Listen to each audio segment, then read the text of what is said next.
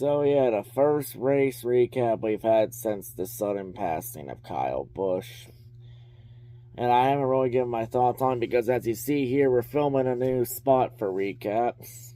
Because the last few days I've done a little bit of renovating in this room and some changes. So instead of being like in the middle of the room, I'm actually near the window in my room.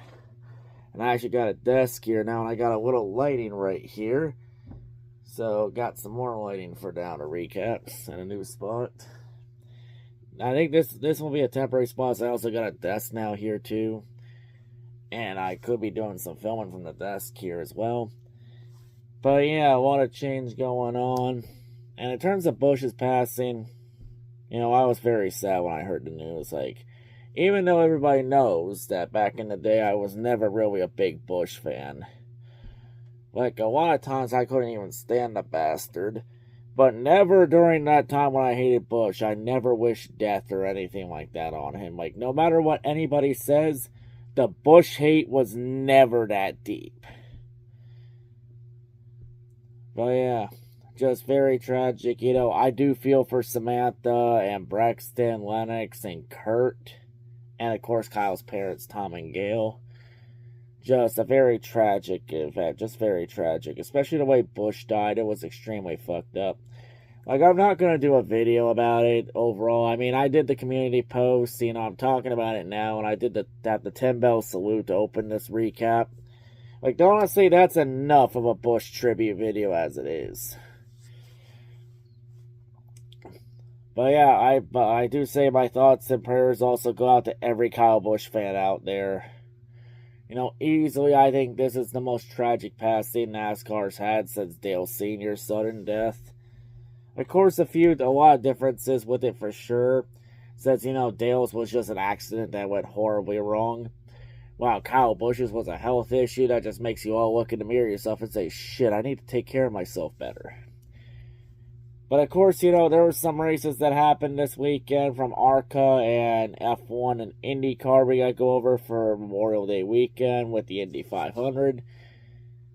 And especially consider that, you know, Kyle Busch really wanted to do the Charlotte Indy double, but never had the chance to do it, and he'll never have the chance to do it again. Just a shame. Would have loved to see Busch try and do the Charlotte Indy double. And the most fucked up part about all this is that both Busch brothers didn't leave NASCAR in their own terms. What a shame. But of course, you know, we still got recap and races to talk about because as the old saying goes, as hard as it will be to do, the show must go on. But, you know, I'll say this, there will never be another Kyle Busch. He was one of a kind. And yeah, we'll never see another Kyle Busch in NASCAR ever again. But anyway, let's tackle this recap now.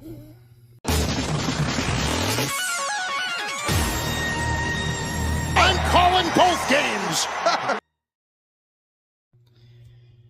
Beginning with the ARCA race at Toledo Speedway, which is also a combo race with ARCA East. So it's an ARCA and ARCA East race. So it's a big field race for this.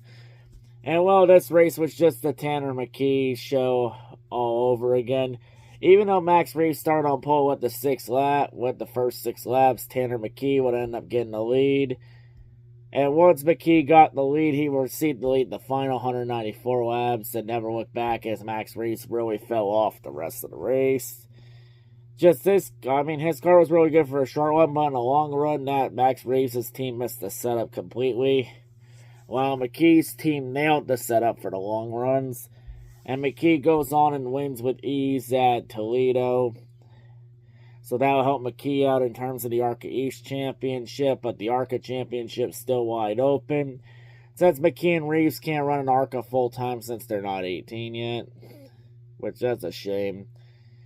Because McKee or Reeves should be contending for that ARCA Championship too. Just, what a shame. But yeah, McKee gets another dominant win. And maybe a lot of question marks should be on Max Reeves too, since it seems like when Reeves has competition in ARCA, he always seems to struggle and fall apart. Damn.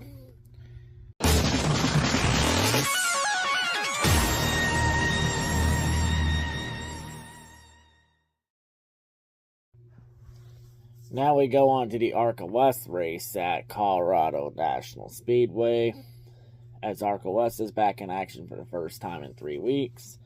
And well, this race, it was pretty meh. It was the Trevor Huddleston show. As Rowdy Kennelly went the first 23 laps of this race, until Trevor Huddleston wrestled the lead from him, and then Huddleston proceeded to lead the last 126 laps, 27 laps of this race. Like, once Trevor Huddleston got the lead, he never looked back. Despite Rowdy Kennelly trying to run him down in the closing laps, it just was not, no one was able to catch up to Huddleston. And Trevor Huddleston gets back-to-back wins now this season, and wins at Colorado. So Huddleston looking to keep defending this title, as now Huddleston has the championship lead and starts to wind that gap out. As Huddleston's looking to prove his championship last year was no fluke and looking to go get a second straight title. So yeah, Trevor Huddleston continues to build on his legacy in ARCA West. So yeah, good win for him. You know, just a very dominant performance. Like, honestly, both ARCA races were pretty boring and dominant fests from Tristan McKee and Trevor Huddleston. You know, there's gonna be some weekends where ARCA just produces duds. You know, like, not every race is gonna be a fucking 10 out of 10 race. You're gonna have some duds every now and then.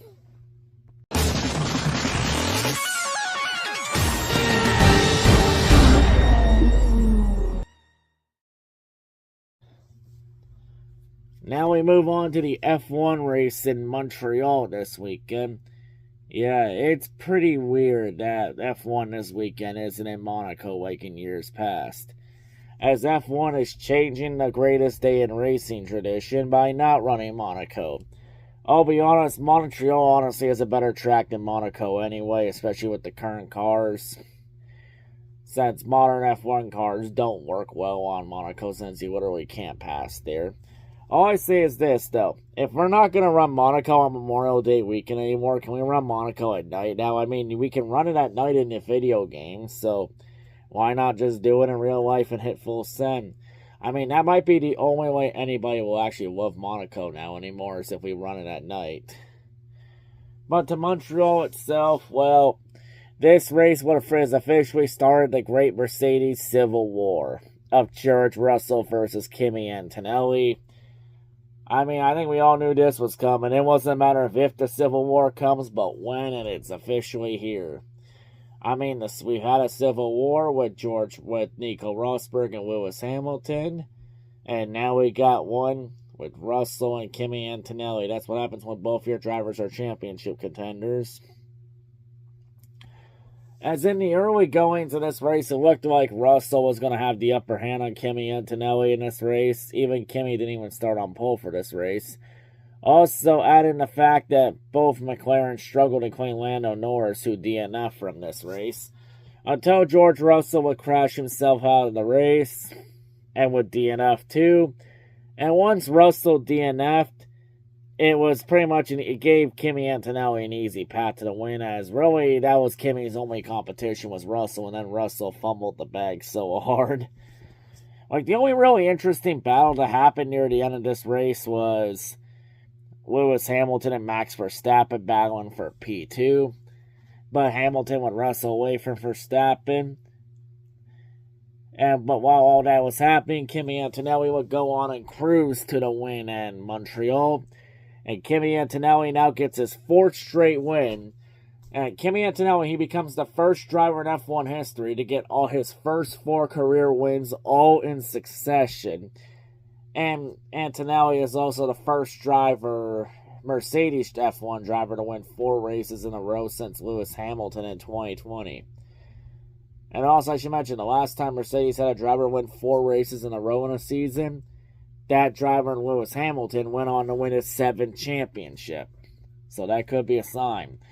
And Kimi also pulls away in the championship too. I mean, considering that his 2 biggest championship rivals both DNF'd out of this race, and him getting max points, yeah, you can tell that too. Even though he did lose a little bit in the sprint race. But here we'll get back in the main event. And of course, Lewis Hamilton, he gets his best result with Ferrari with a second, and Max Verstappen finally gets a podium finish this year after some of the struggles he's had with that Red Bull car this year. So yeah, Verstappen finally has a good moment this year. But yeah, pretty interesting F1 race in Montreal. But yeah. Yeah, I mean, not a whole lot really happened for F1 in Montreal outside of in qualifying and practice. Alex Albon and Pierre Gasly both killing groundhogs. Oh my god, they both killed Kenny, the bastards. But yeah, F1 in Montreal, Kimi Antonelli continues to reign supreme. As it looks like we're now officially entering the Kimi Antonelli era on F1. But of course, you know, thanks to everyone else for playing, it's now time for the main event of Memorial Day weekend, aka the greatest day in motorsports.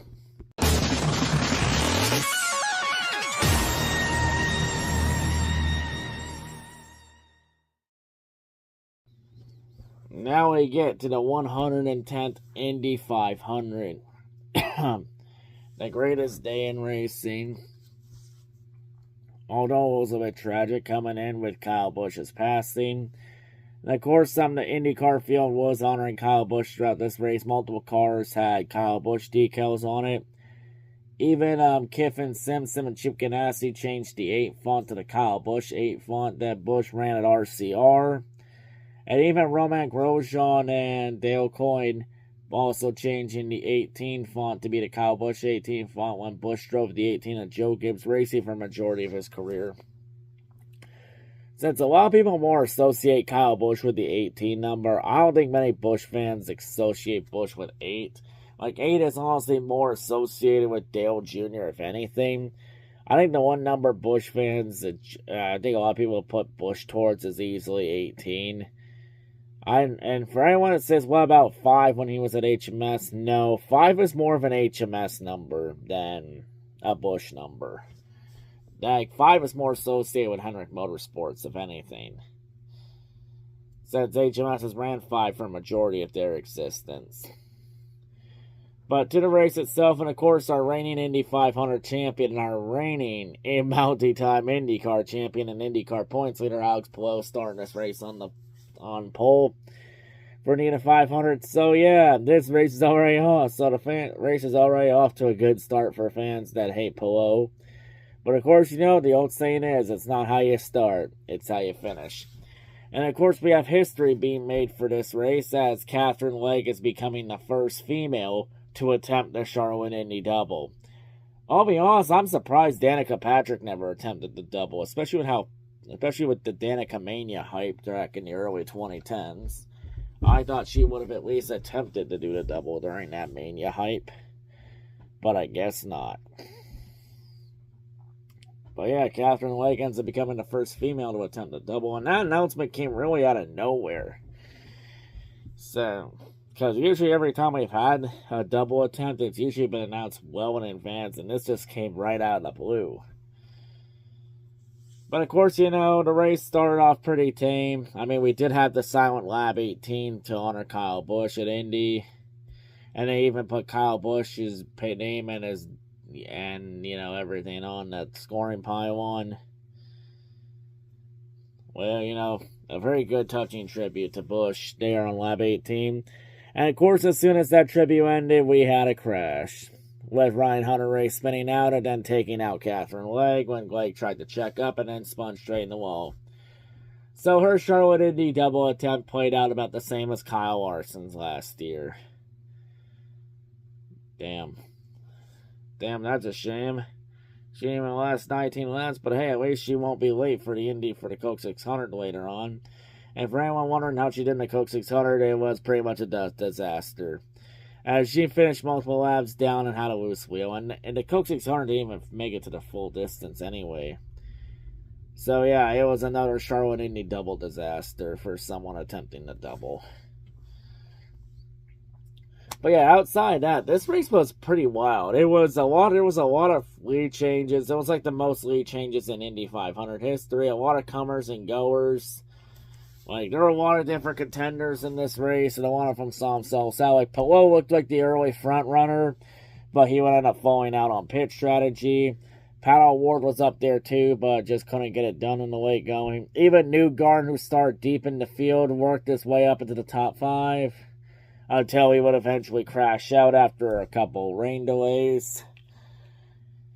Like, there were a lot of comers to go. Kay Collett, the rookie, had a very strong showing at Indy 500 until he crashed out late. Like, by the end of the race, it was looking like a field mileage race near the end with Paddle Award and both Mayer Shank cars, like 2 of the Mayer Shank cars, and Felix Rosenqvist and Marcus Armstrong in contention. We would have a red flag to clean some crash up for Collette. We didn't have another caution, which would eventually set this race up into a one-lap shootout with Marcus Armstrong having the lead coming to the white flag. Because that IndyCar don't do those stupid green-white checker gimmicks that NASCAR does. Because IndyCar doesn't try and manipulate the on-track product and manipulate the outcome of races and just let it play out naturally. Some notes NASCAR could take into the future. But of course, on the restart for the one-lap shootout, David Malukas would get the lead on the white flag, and he would have the lead all the way until off turn 4, when Felix Rosenqvist would then get past Marcus Armstrong, and then Rosenqvist would have a drag race to the line for the ages as he was able to get a run. Like, I'll be honest, I thought Malukas had this in the bag off turn 4. Until Rosenqvist got a run and then got past him on the high side in the drag race to the line. Felix Rosenqvist beats David Malukas to the line in a photo finish. And what is officially listed as now the closest finish in Indy 500 history, as Rosenqvist wins the 500 over David Malukas by 0.0233 seconds, so he wins by 23 100ths of a second. The closest finish in Indy 500 history. And it's Felix Rosenqvist's second career win and his first win since Road America in 2020. So yeah, Felix Rosenqvist is your Indy 500 champion, the third Swedish driver to win the Indy 500. So yeah, Felix Rosenqvist, the driver that hasn't really won anything in his career, finally has his big moment. And yeah, Rosenqvist is officially an Indy 500 champion. All I say is shame on all the drivers for not picking chocolate milk in victory lane. Fucking cowards. Someone pick chocolate milk for the Indy 500 victory lane celebration for once, please, instead of just doing tradition. I would love to see chocolate milk time in victory lane. But yeah, Rosenqvist has his moment. Mayer Shank Racing wins. It's the second Indy 500 win for Mayer Shank Racing. The first one they had in 5 years since Helio Castroneves had his record-tying 4th Indy 500 win. Yeah, and Rosenqvist is the first Swede to win the Indy 500 since Marcus Ericsson 4 years ago. But yeah, what a wild Indy 500. One of the best Indy 500 races I've seen in a while. A lot of lead changes. Most lead changes in the Indy 500. A little bit of chaotic with the rain coming in at one point, but it played out tamed. A great one-lap shootout to end it out. And Rosenqvist wins in a photo finish over Malukas. Like, yeah, you gotta feel for David Malukas. He raced his ass off, did almost everything right, and in the end just fell short. Like, I thought Malukas had it, but the racing gods said no. Don't worry, Malukas. Someday you'll have your moment. Someday. Just today was not Malukas' day. Like, you gotta feel for him too. Just absolute heartbreak. I mean, on one end, while there's joy and triumph in the Indy 500, there's also heartbreak on the other end. Especially when you come that goddamn close to winning it. Just, you gotta feel for Malukas there. But Felix Rosenqvist is your Indy 500 champion. Just what a great race to go. I know a lot of fans are going to complain because we go from Indy 500 to now IndyCar in Detroit next week. I'll be honest, IndyCar should honestly be at Michigan International Speedway instead of the streets of Detroit. And I've thought, after a lot of thought and consideration, I'm not doing the IndyCar race in Detroit. I have too many schedule conflicts coming up next weekend that prevents me from doing the IndyCar in Detroit.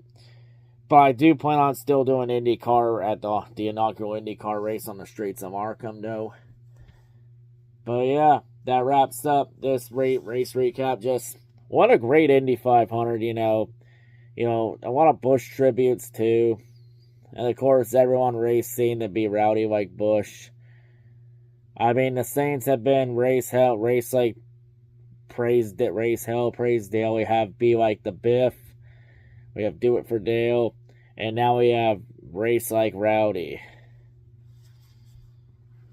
But yeah, I mean, with everyone racing with heavy hearts with Busch's passing, you know, at least we had a great Indy 500 to it. I think Busch will be proud of everyone for their hearts in racing this weekend. Even though Mother Nature didn't want anybody to race this weekend, you know, we found a way to power through. You know, the show goes on. In terms of the next race recap, see you all next week for Detroit. I'm out.